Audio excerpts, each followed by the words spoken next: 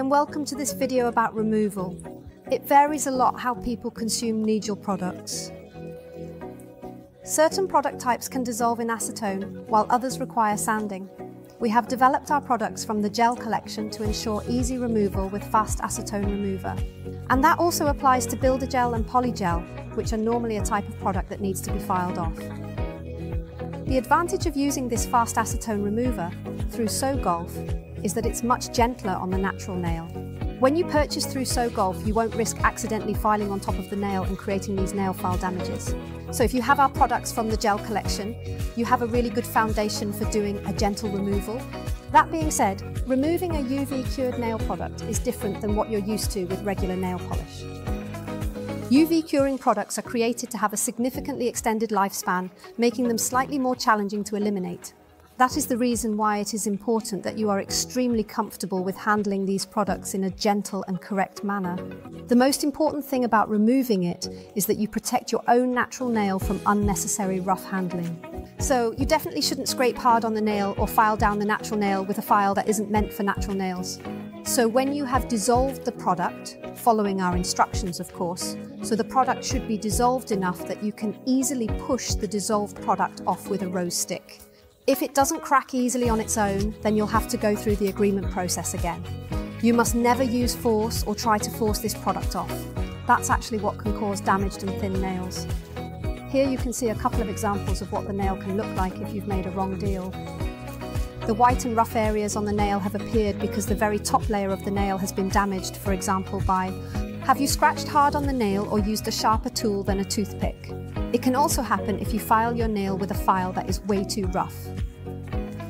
The reddish areas, that's what you call over-fertilization. It happens when, for example, the natural nail has been filed so much that the nail has become very, very thin.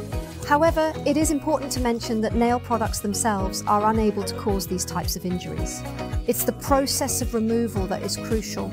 So once again, I want to emphasize that you need to be careful, you need to be gentle and really careful when removing your nail products. If you, for example, use hard gels like polygel or belt gel that are intended for fillings on us, then please don't remove them and instead make these fillings. In that case, you can avoid unnecessary removal. I hope I haven't scared you away with all this information about the incorrect removal process. At Neglefiber, it's just really important to us that you have a great experience. And of course, it requires that you know how to do it.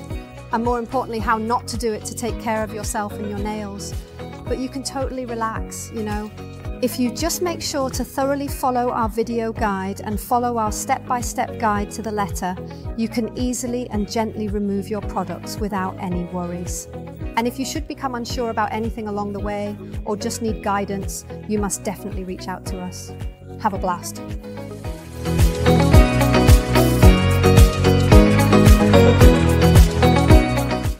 When removing gel polish, it is necessary to at least remove all of the top coat and preferably also about 50% of the colour.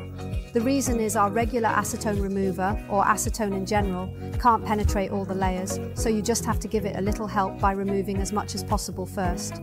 The more you remove now, the faster the soak-off process will go. The first thing I do is grab my grid 100-180 file, and I like to use our 100 side. But if you want it to go a bit slower, you can use the 180 side. However, I enjoy using the 100 grit sandpaper to gently sand down this top coat and also to sand through the colour. If you possess an electric nail file, is it possible to utilise our sand rollers as an alternative, for instance? It can be a sanding roll at grit 100, I have it on here. You can also utilise grit 180 in the sand rollers. Or our caramelic bits, for example. For gel polish, we can recommend the yellow or the red one, but of course you can also use other bits according to your own taste. So now I'm going to take my electric nail file and file off both the top coat and 50% of the colour.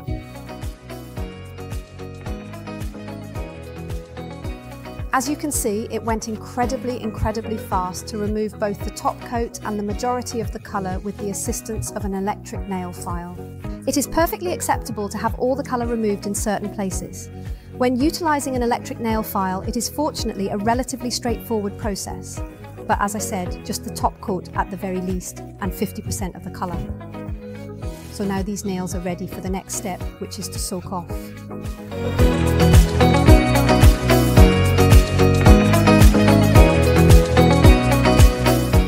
After we have removed the top coat and as much of the gel polish colour as possible, at least 50%, that is half, then we need to perform a soak-off process.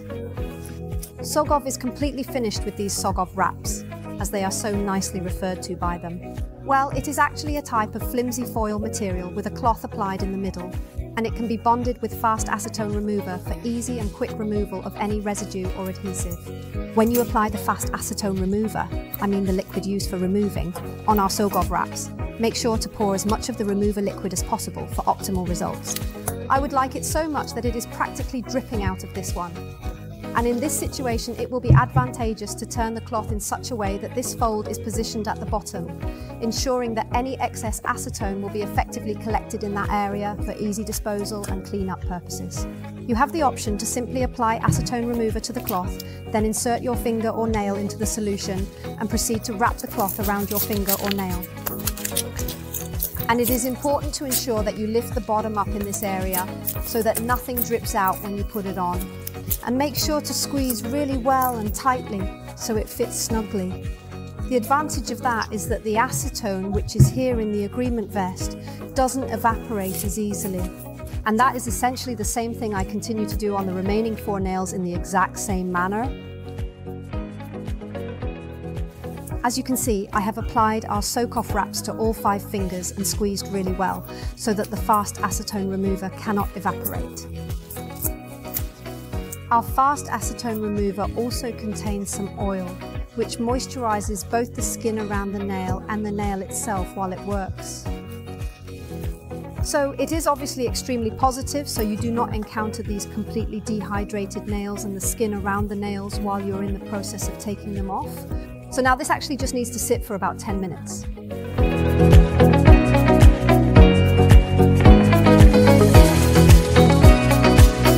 To guarantee an even more efficient removal, you can utilize a towel that you may have previously placed on a radiator 5 minutes prior to ensure optimal results. So you can insert your hand into this comforting towel while you wait patiently for these 10 minutes for the product to dissolve. The advantage of the towel is that the heat helps the acetone dissolve the product, but also prevents the acetone from evaporating as quickly. Stick hand in warm towel for about 10 minutes, which is how long it takes for product to dissolve.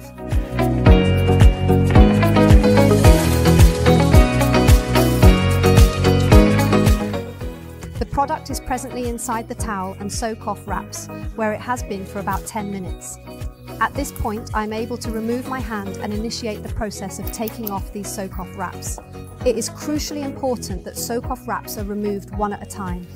If you take all 5 of them off simultaneously, then the last finger potentially will have hardened up again before you manage to scrape the product off on it. So 1 finger at a time. So I currently have the first one right here with me, and as you can see, the product is nicely dissolved, and the colour, when it comes into contact with fire, will sort of loosen or detach from the nail, creating an interesting visual effect. And what you do is essentially just lightly scrape on top of the dissolved product, ensuring a gentle and delicate scraping motion.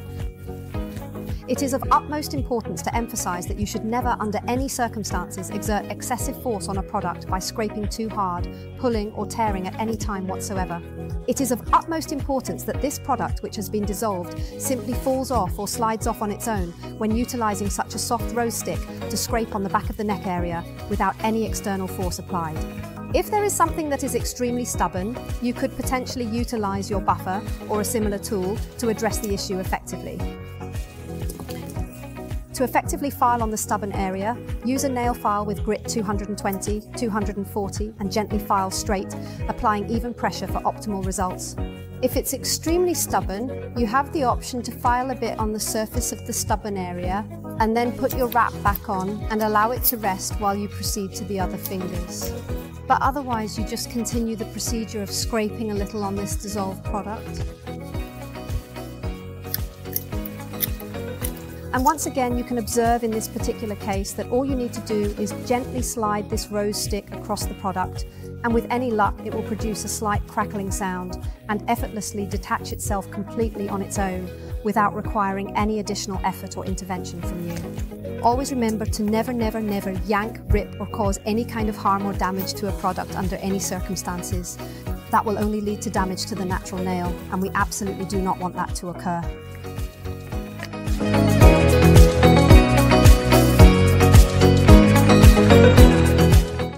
As you can see, I have scraped away the dissolved product with our rose stick, and I am ready to move on to the next step, where you can remove the last remnants.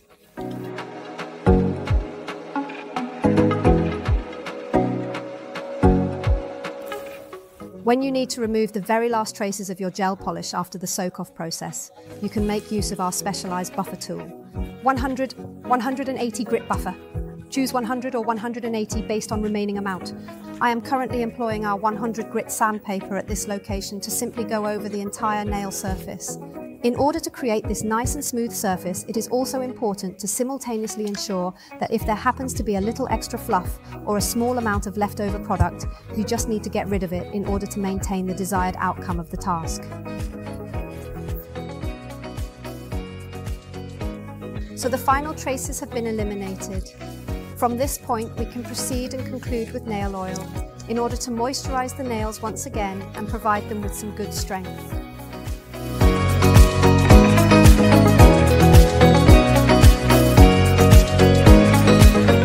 The final step in my evening routine is to wash my hands, which I just went out and did, and then I proceed to apply nail oil for extra nourishment.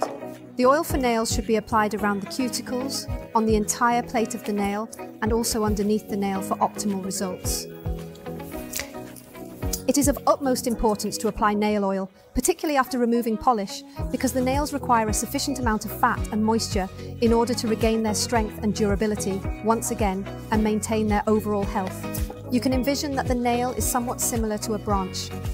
If the branch is completely devoid of moisture, it will break very easily if you make an attempt to bend it. However, in the case where you have a branch that is completely moist and fresh and filled with liquid, it will actually just bend if you try to snap it in half. The same applies to the nail, and that is why it is extremely, extremely important to always be proficient at using your nail oil, particularly after removing your nail product. I have at this moment applied a few drops of nail oil, and my nails are appearing very pleasant and rejuvenated, with a neat and tidy appearance.